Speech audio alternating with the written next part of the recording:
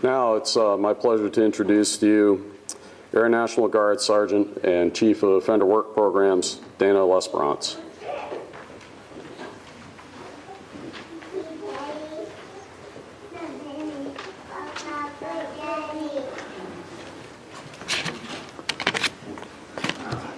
As most of you know who are sitting out there who work with me, I love to talk. But this is one time where I can truly say I'm very nervous. I was standing up here at 8 o'clock this morning rehearsing this speech and making sure that as I recognize our military folks that I do it in a fitting way. It's September 11th. We all know what happened in 2001 on this day. You know, you always hear about where were you when JFK died, or where were you when the space shuttle went down. Well, on September 11, 2001, I was on my way to CERT training in Northern State. At that point, it was just a normal day for me. I pulled into the facility parking lot, and the post officer came over and he said, a plane just flew into one of the Twin Towers. And at that time, I didn't even know what the hell the Twin Towers were or where they were. But I thought, what a terrible accident, what a terrible tragedy. As I got inside, the staff were around the TV, and the second plane flew in to the other tower. And at that time, it was just one of the strangest feelings for me, you know, just kind of that burning sensation in your gut, knowing that, you know, we're under attack on our own soil. We went on with our CERT training as we needed to, heard about the Pentagon, heard about Pennsylvania.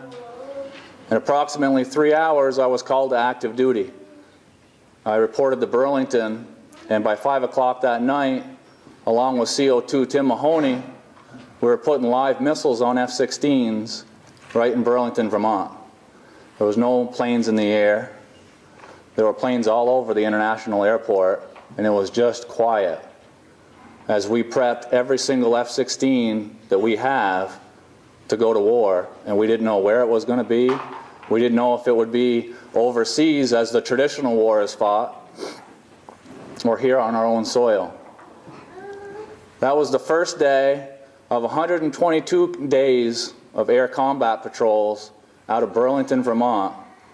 And it's interesting that that's the most consecutive air combat patrols for any Air Force unit in the history, and it was done right here on our own soil. The Army National Guard has since deployed to Kuwait, Iraq, Pakistan, Cuba, Afghanistan, Saudi Arabia. They have seen a deployment tempo not seen by some active duty Army units.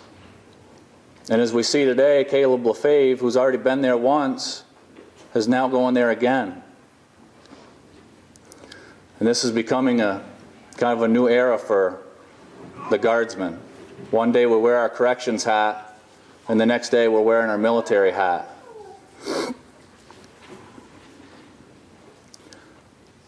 It's very important that we support our military members. It's one thing to go to war and come back and still be on active duty and still be with your buddies and still be at the barracks. It's another thing to come back from war and go back to a correctional facility and work and know that you're about to go back again. Since 9/11, 78 staff members have deployed to 9 different countries, and 6 of those staff members came home with Purple Hearts. One of them is here today, and I'd like to ask Brian Reed to stand up, and the Commander-in-Chief of the Purple Heart, David Hemingway. I'd like to give these folks a hand.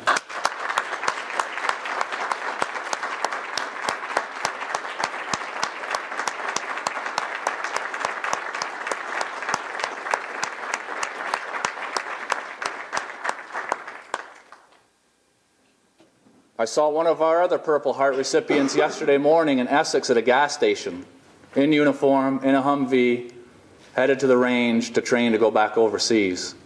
And that's true dedication. There are a lot of folks who have served in the military Prior to 9/11, it's a fairly common known fact that only 1% of the U.S. population serves in the armed forces to protect the other 99%. All those who have served, their duty, their dedication is as important as anybody's, because at any given day, you could be called to duty. 9/11 was just one of those days. Vietnam was one of those days. Lebanon was one of those days. The U.S. military makes up for 50% of the world's military force. And we stand ready at any time and anywhere to do what we have to do. And that's why we need to support our correctional staff, our brothers and sisters who are in the armed forces. The 50th Correctional Academy, their first day was September 11th, 2001. I've received emails from them, and they said, ask Barry Mulcahy how he felt, having to watch what happened and instruct a brand new class. Then when they graduated, they made t-shirts, and on those t-shirts it said, a day to remember. 8 years later, that's what we're here to do. Remember those who have passed, remember those who are serving, and it's with my pleasure that I present the Green Mountain Boy battle flag to our Commissioner to hang at Central Office to represent all of those correctional staff who have served in the armed forces.